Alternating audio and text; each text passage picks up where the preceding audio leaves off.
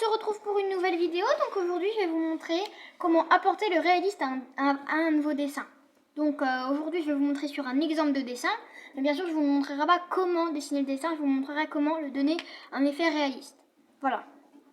Ce qui est assez compliqué dans les dessins. Donc voilà. Et donc je vais commencer à vous expliquer. Je vais faire le tracé et je vais vous montrer. Voilà, donc là j'ai fait le tracé, vous voyez parce que je l'ai extrêmement foncé, mais vous faites avec un crayon peu foncé. Hein. Donc voilà, après je prends une couleur au hasard. Mais quand vous avez comme moi une couleur assez uniforme, alors vous prenez des feutres. Vraiment, vous ne faites pas au crayon de couleur, mieux vaut faire au feutre. Par contre, quand vous avez plusieurs petites couleurs, pour les détails, c'est mieux de faire au crayon de couleur. Donc moi je vais prendre un feutre. Parce que c'est une seule couleur pour un seul dessin, mais souvent quand on fait un dessin réaliste, il n'y a souvent qu'une seule couleur principale. Donc là, ma couleur principale, ça va être du rose comme ça, voilà. Et moi, j'ai fait au feutre à l'alcool parce que je trouve que c'est quand même plus pratique de le faire au feutre à l'alcool.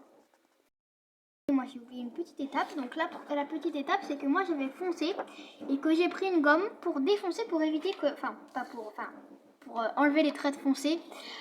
Pour enlever les traits de crayon de papier, mais qu'on les voie un tout petit peu, pour pouvoir qu'à travers le feutre, on ne voie pas les traits du crayon de papier.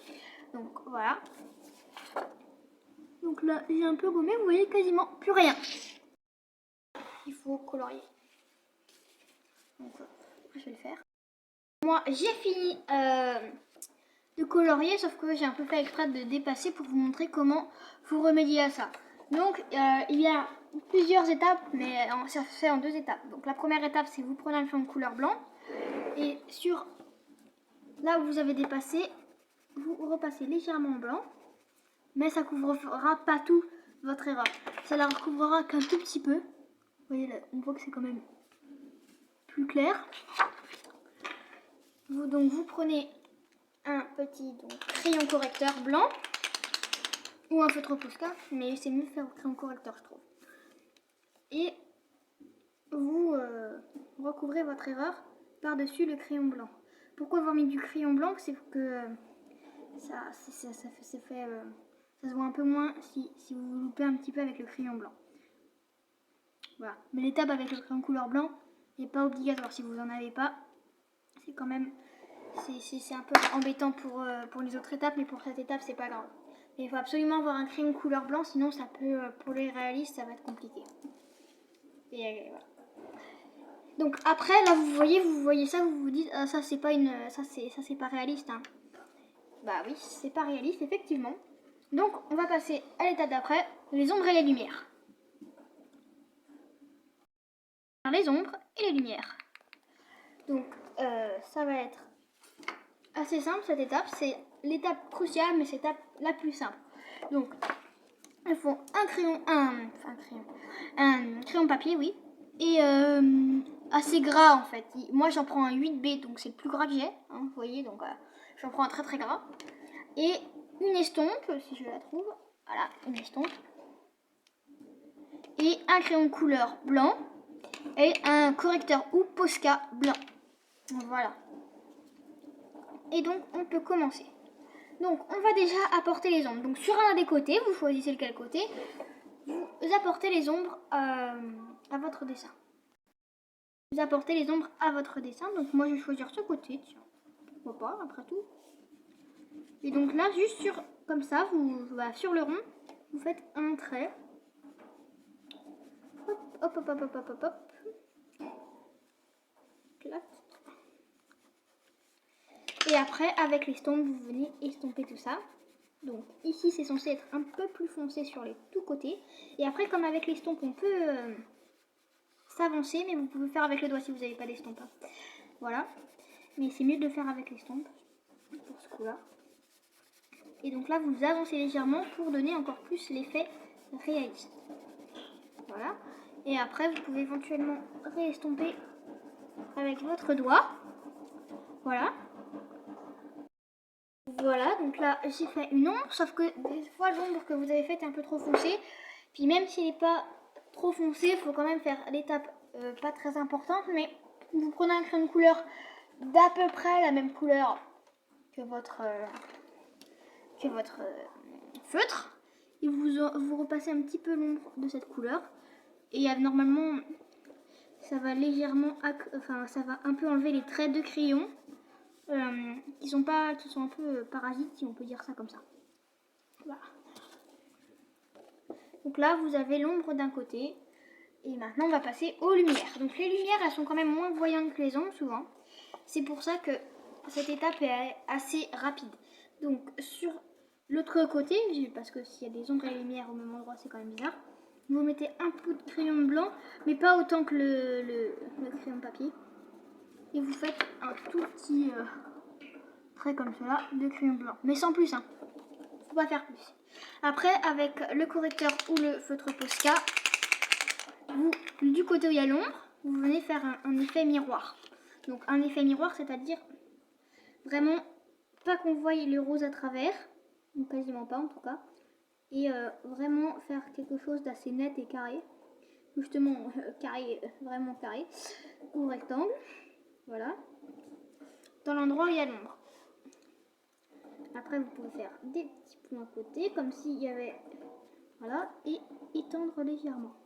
Après, vous prenez crayon couleur blanc et vous étendez comme si la lumière venait s'étendre, comme ça, tout autour, pour donner vraiment l'effet réaliste. Parce qu'en fait, vous voyez que comme ça donne vraiment le côté de la lumière qui apporte. Après, si vous n'avez pas plusieurs côtés comme moi en rond, pour apporter le réaliste, par exemple, vous avez un carré. Moi, bon, là, c'est pas... Voilà. Si vous avez un carré, il y a plusieurs côtés, donc vous vous demandez, est-ce que j'en mets des ombres en haut, est-ce que je mets des ombres au-dessus? Mais en fait, il faut choisir. Donc, il faudra mettre des ombres sur les côtés et des ombres et des lumières au-dessus. Pareil. Donc, souvent, il y a les ombres sur les côtés. Souvent, il y a une ombre sur les côtés, une lumière sur un autre côté. Et en haut, dans tous les cas, en haut, il y aura une lumière. Et en bas, dans tous les cas, il y aura une ombre. Mais après, sur les côtés, c'est vous qui choisissez là où il y a la lumière et là où il y a l'ombre. Mais quand vous avez qu'un feu comme ça, et ben ici, vous mettez la lumière en haut. Et en bas, dans tous les cas, vous mettrez l'ombre. Voilà. Donc dans tous les cas, vous mettez l'ombre. Après, dans d'autres cas, comme si vous voulez essayer de dessiner un crayon. Là, c'est encore différent. Il y a plein de possibilités. Alors là, la lumière ne sera pas sur les côtés, mais la lumière sera au milieu. Donc en fait, la lumière sera vraiment au milieu de votre crayon. Donc en fait, si c'est fin, que c'est un peu en forme de bâton, la lumière sera plus au milieu. Si c'est vraiment en forme de bâton, c'est droit comme ça. Vraiment, si c'est droit, un peu dans le style d'un crayon, hein, même si c'est plus épais, la lumière sera au milieu dans tous les cas et il y aura deux ombres sur les côtés. Il y aura deux ombres, enfin sur les deux côtés ça sera des ombres et une lumière au milieu. Il y a un côté une lumière, un côté une ombre, c'est la lumière au milieu et des deux côtés vous avez une ombre. Mais pour le cas d'un rond, c'est une ombre d'un côté et une lumière de l'autre. Et là où il y a la lumière, il y a un effet miroir. Et après, on arrive à la toute dernière étape, mais ça, tout le monde ne peut pas la faire, la toute dernière étape. C'est quand il y a des côtés brillants, c'est un peu scintillant, comme moi. C'est pour ça que j'ai vraiment pris cet exemple, parce qu'il y a vraiment tous les cas. Ici, c'est souvent en ferraille, donc c'est souvent brillant. Donc, il y a la solution que moi j'ai, c'est avoir des feutres métalliques. Mais si vous n'avez pas ça, c'est plus compliqué.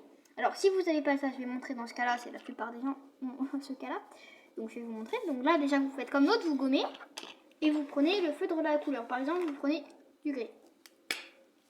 Parce que le gris c'est souvent la couleur de la ferraille. Bon mon gris est un peu bleu. Mais c'est pas grave. Comme ça, vous mettez le gris. Et avec votre blanc, très minutieusement, vous faites des petits points à des endroits. Ou alors vous recouvrez un peu de blanc d'un côté. En fait vous faites la lumière, pareil. Mais vous en faites une grosse lumière, vraiment. Quelque chose qui va faire comme si ça se reflétait bien. Donc quasiment blanc partout sauf au milieu en fait. Un tout petit bout au milieu c'est pas blanc. Après avec le feutre Posca ou le correcteur blanc, vous venez faire une petite lumière mais vraiment toute petite sur le côté comme ça pour donner l'effet métallique. Après avec un crayon couleur noire, vous coloriez un peu au milieu et vous faites quelques tout petits points. Voilà. Comme ça pour apporter cet effet métallique. Donc ça fait un petit peu un effet métallique comme vous pouvez le constater. Et comme ça peut donner un effet assez joli à votre dessin.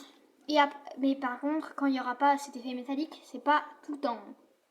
Et c'est que dans des circonstances particulières, et si vous essayez de faire un dessin réaliste où il y a justement des effets métalliques, vous saurez le faire.